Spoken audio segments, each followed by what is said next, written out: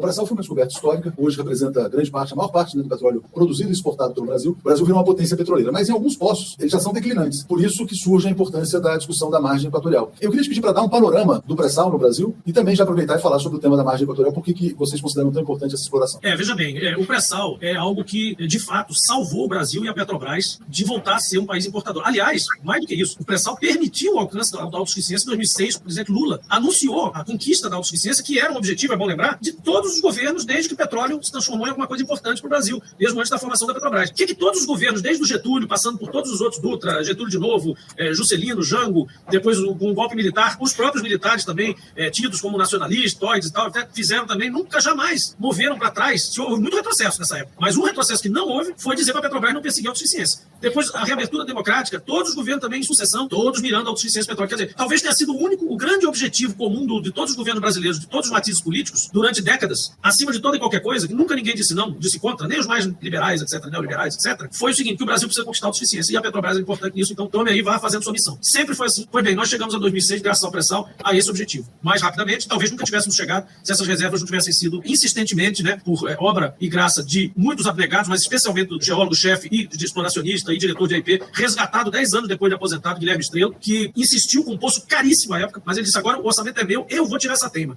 Tem um andar de baixo na bacia de Campos e Santos e eu vou mostrar para o mundo que é isso aí. Sob os auspícios também do presidente Gabrielli, que é, para mim, o melhor presidente da Petrobras que já houve aí na história, eles juntos foram ao presidente Lula e disseram, olha, furamos e deu certo, tá aqui. A notícia é que nós temos realmente uma província petrolífera gigantesca embaixo da bacia de Campos, que já era uma coisa extremamente importante, já fazia do Brasil um país crescentemente próximo da autossuficiência do Estado exportador. Agora, se nós produzirmos como estamos produzindo, sem agregar novas reservas, nós chegaremos a 2045 com um status bem complicado de produção de petróleo. O nosso pico provavelmente vai estar entre 2030 e 2032 e depois você teria declinante essa curva. Se nós não tivéssemos como usar os blocos exploratórios que nós adquirimos em leilão, portanto, áreas exploratórias que não têm poço ou que já têm poço, mas não estão produzindo, nós teremos muita dificuldade de chegar em 40 anos, que é quando a gente ainda considera que o petróleo seja importante, 40, 50 ou 60 anos, a gente teria que se tornar um importador inveterado. Aí já não é nem um detalhe, é que a gente vai estar importando petróleo altamente carbonizado de outros países, grandes exportadores árabes, a gente voltaria praticamente para aquele status opepiano dos anos 70. Então a gente não quer isso, é verdade. A gente tem condição de não só produzir o que a gente já tem de reserva provada, como ir atrás de novas fronteiras, onde a Petrobras é a operadora mais eficiente do mundo em offshore para fazer isso, e provavelmente será um óleo muito mais descarbonizado, e aí eu explico logo o que é isso, do que todos os óleos do mundo, que estariam uma opção para nós. E o que é descarbonizado? Ele tem conteúdo de carbono menos agressivo e, principalmente, nas suas atividades, ao longo da sua cadeia produtiva, ele mitiga muito mais as emissões. Então, por exemplo, você trabalha com plataformas all electric, você trabalha com logística, com outros aspectos de eficiência energética e eficiência na produção de petróleo, você reinjeta CO2,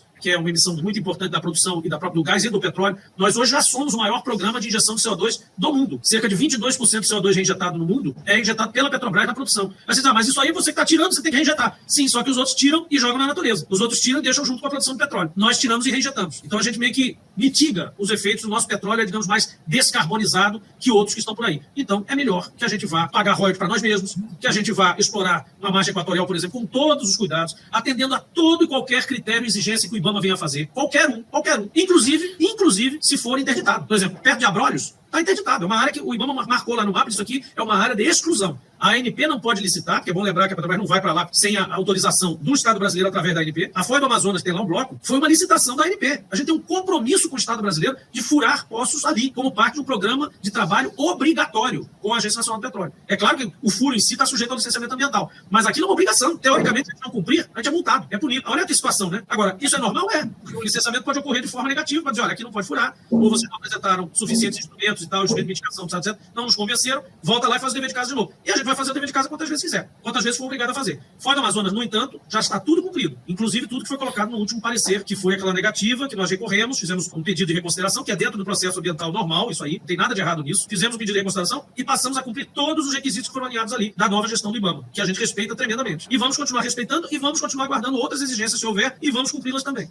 Comentário nesse ponto. Antes de falar da margem equatorial, vamos comentar um pouco sobre o que ele falou aqui do pré-sal. O que acontece? Ele está projetando ali que o pré-sal vai passar pelo pico da produção em 2032, alguma coisa assim. Isso comprova o que eu tenho dito já há bastante tempo. O pré-sal, desde que foi descoberto, muito foi dito sobre a sua grandeza, né?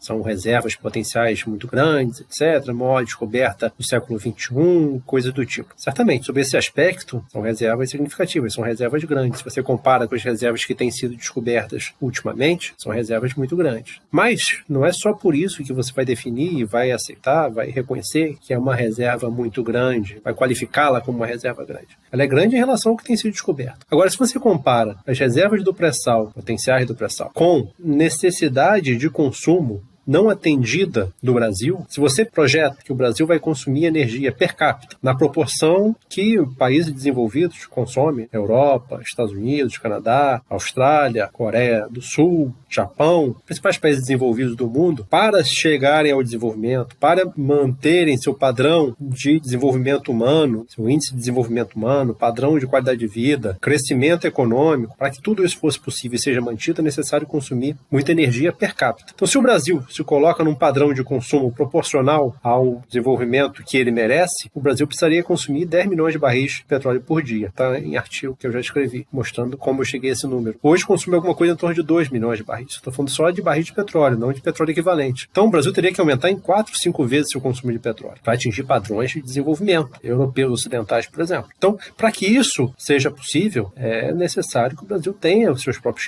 recursos mais baratos possíveis, no sentido de custo de produção, e o pré-sal dá essa oportunidade. Acontece que a opção que o Brasil tomou foi a opção de acelerar os leilões para a concessão dos direitos exploratórios no pré-sal, em grande medida para multinacionais estrangeiras, e o resultado disso é que hoje o Brasil está numa situação do tipo colonial e primário exportadora de recurso primário, petróleo cru. São exportados 1,5 milhões de barris por dia de petróleo cru do Brasil, sendo mais de 60% por multinacional estrangeira. Enquanto isso, se prevê que em 2032 a gente já vai entrar numa curva, né, segundo o presidente da Petrobras, numa curva descendente da produção do pré-sal. Veja, qual o destino que foi dado a essa reserva? O destino que foi dado foi exportação por multinacional estrangeira. Não se tem tomado devido cuidado com uma reserva que é estratégica e deveria estar sendo usado em benefício do Brasil. O Brasil deveria fazer o que os Estados Unidos fez na maior parte da sua história em que se desenvolveu, proibir a exportação de petróleo cru. O Brasil deveria limitar severamente a exportação de petróleo cru, idealmente proibir e, talvez, uma estratégia diferente, taxar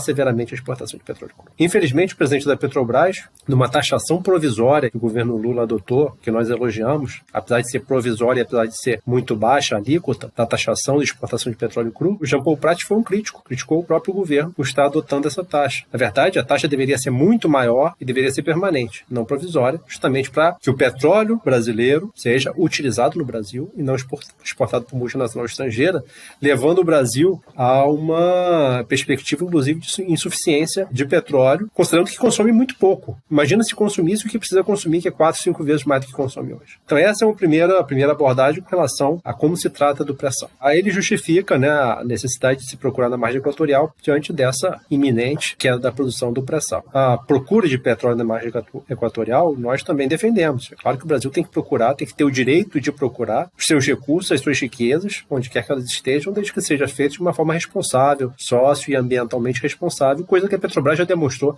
que é capaz de fazer. A Petrobras já produz petróleo e gás natural no meio da Amazônia há décadas, sem nenhum acidente digno de nota. E também em águas profundas, sendo reconhecido internacionalmente e sendo muito capaz de fazer isso sem nenhum risco ao meio ambiente. Isso a Petrobras já demonstrou e o Brasil, através da Petrobras, deve ter o direito de procurar petróleo na margem equatorial. O que é de se lamentar é essa urgência. Se o Brasil tivesse tomado mais cuidado com suas reservas do pré-sal, e se o Brasil caso o Brasil tome hoje medidas para tirar o Brasil do ciclo colonial primário exportador de petróleo cru, por exemplo, proibindo a exportação de petróleo cru, por exemplo, interrompendo os leilões, né, para concessão de direitos exploratórios para multinacionais estrangeiras, taxando severamente a exportação de petróleo cru, no sentido de incentivar o uso do petróleo e a agregação de valor a ele no Brasil. Tudo isso pode ser feito para a gente sair dessa situação que a gente se encontra, que foi fruto e resultado de políticas públicas e que essa situação continua sendo mantida também como resultado de políticas públicas no trato com a questão do petróleo e da energia. Então, é esse ponto que eu queria colocar.